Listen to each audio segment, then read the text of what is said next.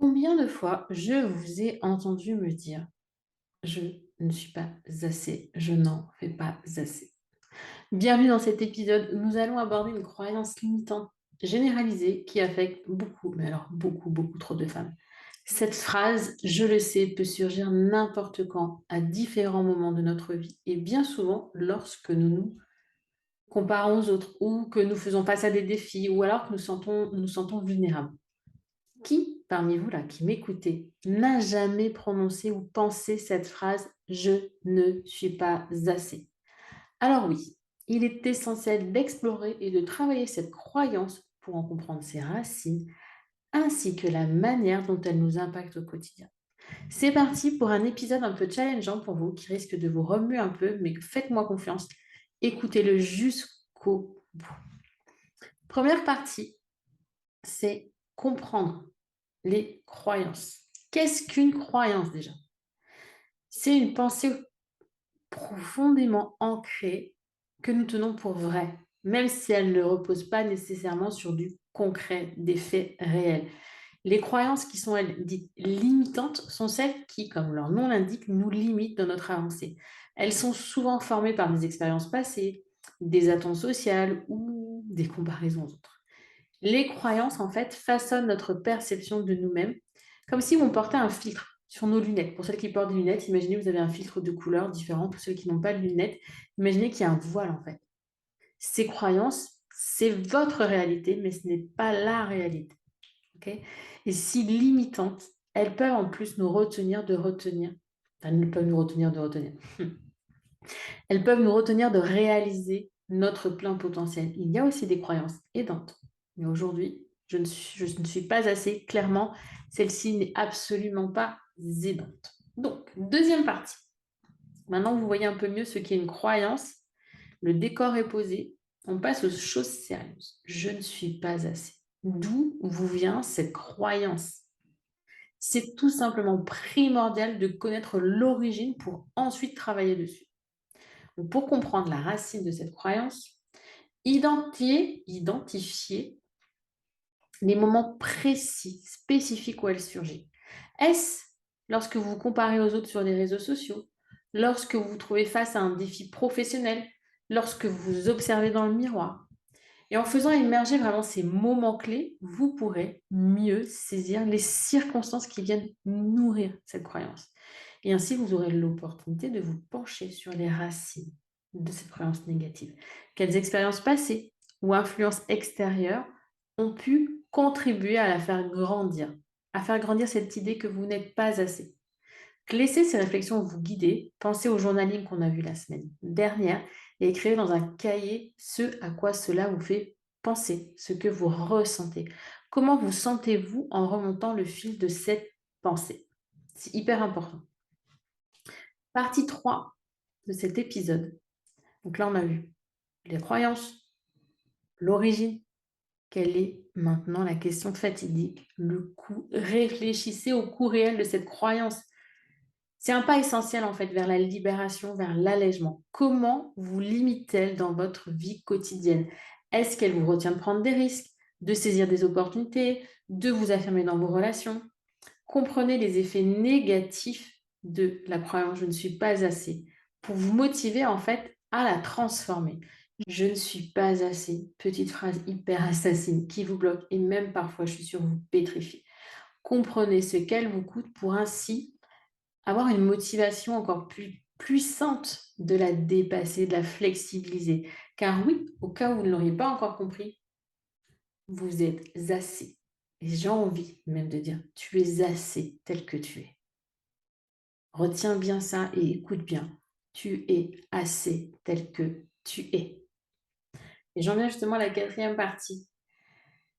Parce qu'il serait peut-être temps de vous offrir un peu de bienveillance, celle que vous méritez amplement. Apprenez à vous parler avec gentillesse, compassion, comme vous le feriez avec votre meilleur ami. Remplacez ces pensées autodestructrices par des affirmations positives qui vont renforcer votre estime. Répétez des phrases telles que «Je suis suffisante», «Je suis digne d'être aimée», «Je mérite le meilleur dans la vie». Permettez-vous de ressentir et d'intégrer ces paroles aimantes dans votre être et dans votre cœur. vraiment, profondément. Dites-les avec conviction. Ressentez-les intérieurement. Ne dites pas: «Oui, bah, je suis suffisante, je suis digne d'être aimée. Ouais, voilà, bah, c'est bien». Non, je suis suffisante. Je sais que je suis digne d'être aimée. C'est de la conviction, on le ressent en soi, d'accord? Vraiment, et ça, c'est un challenge avec vous et avec personne d'autre.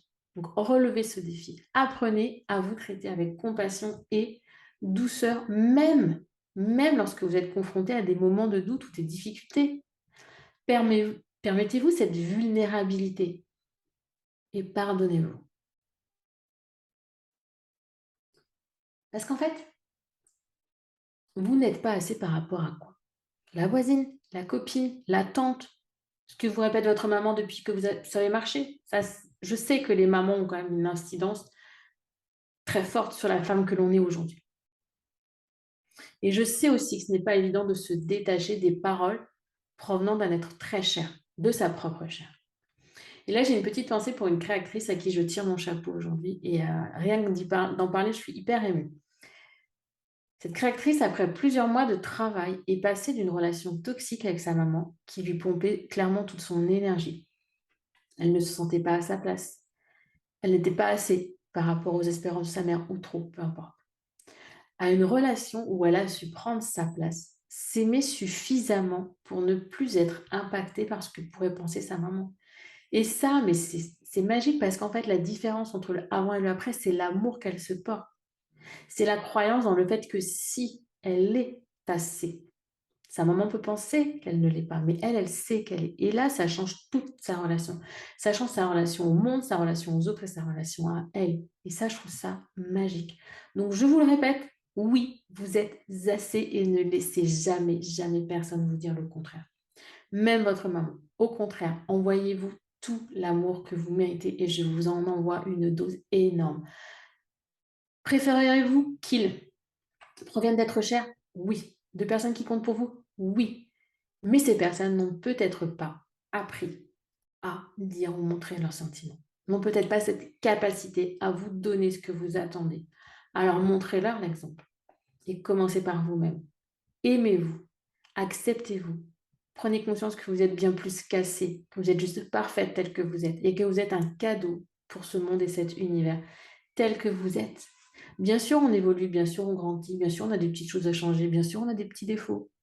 Ces petits défauts, ils sont là pour donner un peu de relief dans notre vie. Si on était toutes, absolument toutes parfaites, si on rentrait toutes dans le moule qui est attendu, avouez quand même que ce serait bien ennuyé. C'est quand même plus sympa, ces petites accroches, ces petits moments qui nous font apprécier encore plus la joie et le bonheur.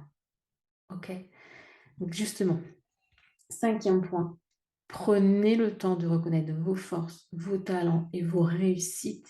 Faites une liste de vos accomplissements grands et petits et savourez tous vos moments de fierté. Rappelez-vous que vous avez déjà surmonté des défis et réalisé de belles choses. Ne me dites pas non, je sais que c'est pas vrai. Célébrez votre parcours et laissez tous ces petits succès, grands succès, vous rappeler ce que vous valez. Puisque oui, vous avez de la valeur. Il est là, le je ne suis pas assez, je n'ai pas de valeur. Pourtant, si, remémorez-vous toutes ces belles choses que vous avez faites, ce que vous avez réussi. Et il n'y a que vous pour juger de votre réussite. Personne d'autre ne le pourra pour vous. Aussi, je vous invite vraiment, vraiment profondément à explorer en profondeur cette croyance limitante. Je ne suis pas assez. Avec bienveillance, compassion envers vous-même, réellement et profondément. Comprenez ses origines, observez les moments où elle émerge et identifiez ce qu'elle vous coûte. C'est juste indispensable pour apprendre à vous en détacher et à devenir vous-même. Soyez bienveillante, indulgente, patiente. Et si un radio critique vient frapper à votre porte, bip, bienveillance, indulgence, patience. Si vous avez envie d'aller plus loin avec moi, si vous avez envie de faire partie de cette team de créatrices qui, en l'espace de quelques mois, changent du tout, apprennent à s'aimer. Moi, il y en a qui me font complètement halluciner. Eh bien, vous m'appelez, non, vous ne m'appelez pas, vous n'avez pas mon numéro, mais vous m'envoyez un mail à audrey@macohérence.com pour en savoir plus. Vous regardez dans le descriptif de cet épisode, vous avez le lien pour la page d'information, vous avez le lien pour prendre rendez-vous avec moi. Bref, vous êtes assez. C'était surtout le message que je voulais vous faire passer aujourd'hui. Rappelez-vous que vous êtes des femmes merveilleuses, dotées de talents et de qualités uniques. Vous méritez d'être aimées, respectées et de vivre une vie 100% heureuse. Libérez-vous de cette fausse croyance un pas après l'autre. Détachez-vous de votre éducation, de vos expériences passées douloureuses, de votre héritage familial. Permettez-vous d'être pleinement heureuse. Vous êtes plus que suffisante et vous avez le pouvoir de créer la vie que vous désirez. Vous êtes assez.